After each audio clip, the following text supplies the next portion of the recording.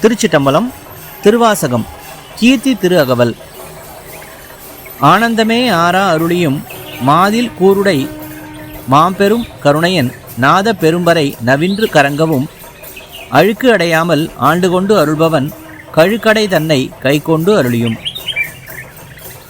உமாதேவியின் பாகத்தை உடைய மிகவும் பெரும் கருணையை உடையவன் நாதமாகிய பெரிய பறை முழங்கி ஒலிக்க கண்டும் அன்பர் மனம் களங்கமடையாமல் ஆட்கொண்டு அருள்வோன் முத்தலை வேலினை கைப்பிடித்து அருளியும். திருச்சிட்டம்பலம்.